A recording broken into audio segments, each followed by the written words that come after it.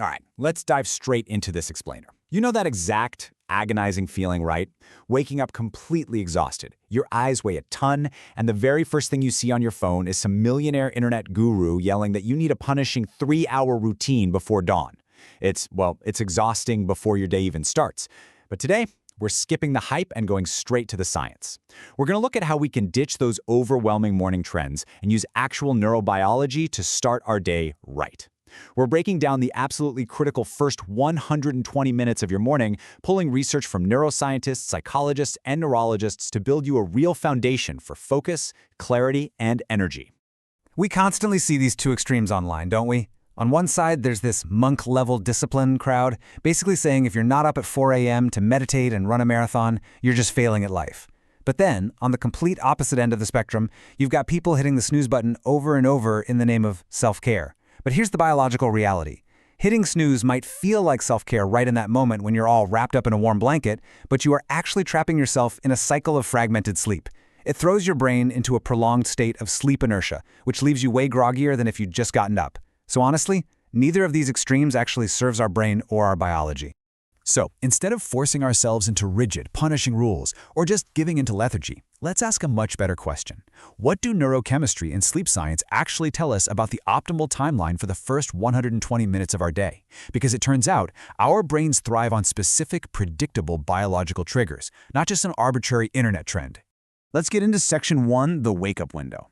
This chronological journey begins the exact moment you open your eyes, a time when your internal biological clock takes the wheel, and let me tell you, it thrives on sheer predictability. Check out the shocking reality behind this number 5. If you're someone who wakes up at 7 a.m. on weekdays for work, but then you sleep in until noon on weekends, you are subjecting your body to a brutal 5-hour jet lag twice a week.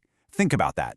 It's literally the biological equivalent of flying from New York to London every single weekend. Your brain is left completely disoriented. It has no idea whether to prep you for morning mode or sleep mode, so it just does neither well, leaving you stuck in this persistent fog. Because of that, the crucial point here is to lock in a consistent wake-up time. You really need to pick a time you can realistically maintain 7 days a week, staying within about a 30-minute window. Yes, even on weekends. By doing this, you're eliminating all that physiological confusion. When your brain knows exactly when it's going to wake up day after day, it actually starts releasing wakefulness hormones before your alarm even goes off. That is the real secret to waking up feeling refreshed instead of groggy and panicked. Moving right along to Section 2, the first 60 minutes. How you handle this crucial first hour, a time when your brain is still, essentially buffering, sets the entire biological tone for the rest of your day. Okay, so here are your absolute non-negotiables for this hour. First up, hydrate with water. Even mild dehydration can dramatically impair your attention and your mood.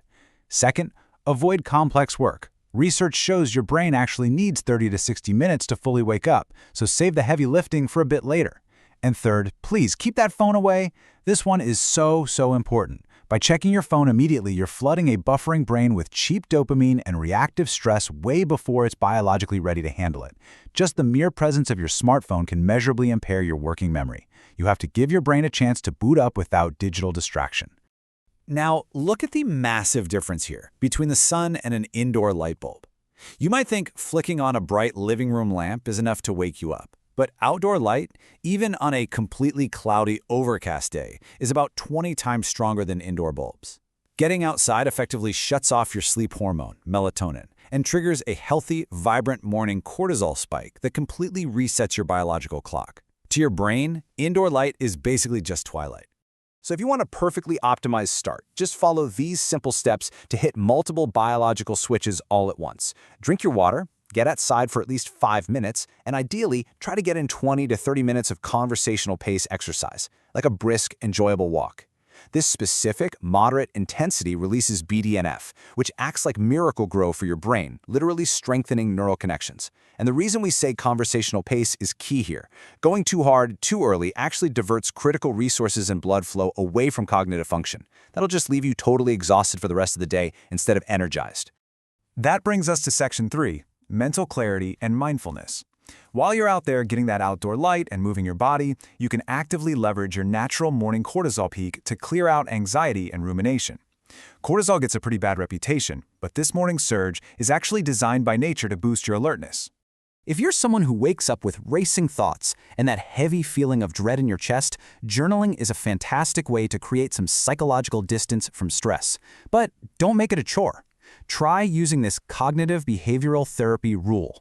Commit to just 5 minutes of thought dumping or setting an intention. This 5-minute boundary works wonders because it dramatically lowers the barrier to entry. I mean, we can endure anything for 5 minutes, right?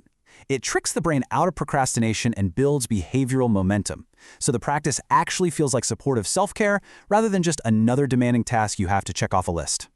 And hey, if journaling simply isn't your thing, try visualizing or even taking one of these breaths with me right now. This specific breathing ratio, 5 seconds in, 5 seconds out, equals exactly 6 breaths per minute. Studies show this exact pace actively increases your heart rate variability. You can think of heart rate variability as the biological shock absorbers for your day.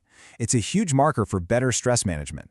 This breathing pattern trains your nervous system to stay calm but alert, making it an incredibly efficient way to ground yourself.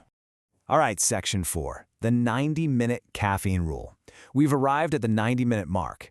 And I know asking you to delay your morning coffee feels practically like treason, but let's look at how to use caffeine as a strategic tool rather than an anxious crutch. Take a close look at this timeline. Right when you wake up at minute 0, your body's fatigue molecule, which is called adenosine, is at near 0 levels.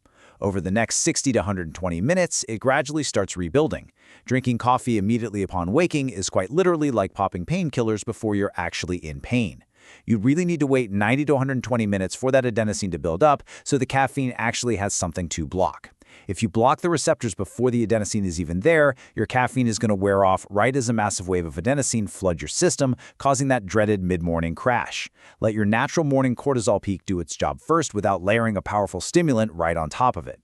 Furthermore, here is a massive biological mistake so many of us make: never drink coffee on an empty stomach. If you've ever felt those visceral symptoms, the jitteriness, shakiness, or cold sweats, and you just blamed it on stress or thought, I just need more coffee, it's highly likely it was actually an adrenaline dump.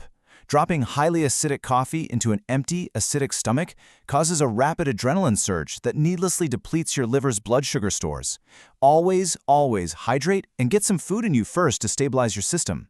Notice the distinct contrast and effects between coffee and tea here on the chart. If you're someone who is prone to anxiety, racing thoughts, or a racing heart, switching to tea might absolutely save your mornings. Tea provides a much smoother onset because it contains this magical amino acid called L-theanine. L-theanine essentially acts like a brake pedal to caffeine's gas pedal. It promotes a state of alert relaxation and alpha brainwaves, which gives you a calm focus rather than the jittery, rapid energy surge and inevitable crash that coffee delivers. And if you really want to protect your neurological health, try to adhere to these strict neurologist boundaries for caffeine. Limit yourself to a maximum of 2 cups daily and absolutely stop consumption by 12 or 2 p.m. at the latest. Why a 2 p.m. hard cutoff? Because caffeine has a quarter life that will ruin your deep sleep architecture even 10 to 12 hours later. Also, if you suffer from migraines, please remember that consistency is key. Erratic caffeine consumption dilates blood vessels and can so easily trigger painful withdrawal rebound headaches. Finally, Section 5, consistency over perfection. As we wrap up this chronological blueprint of the first 2 hours of your day, it's critical to remember that this entire process is really about self-empathy over rigid perfection. I absolutely love this realization from the source material. Think of these practices as a menu, not a mandate. The perfect morning isn't about perfectly executing some grueling 17-step protocol. Let's be real, that usually just results in failing by day 3 and feeling terribly guilty. It's about finding a sustainable rhythm that you are actually proud of. If you try the 10-minute walk outside and it works for you, awesome. Keep it. If not, try the 5-minute breathing. Consistency of just one thing is far better than the perfection of everything. So, looking at everything we've decoded today in this explainer, from setting a consistent wake time to getting that outdoor light, delaying your coffee by 90 minutes, or trying that 5-minute journaling rule, what is the one small change you are going to try when you wake up tomorrow? Don't choose 5, just choose 1. Because the way you spend your first 120 minutes isn't just about having a slightly better morning, it is literally the biological foundation for how you experience your entire life.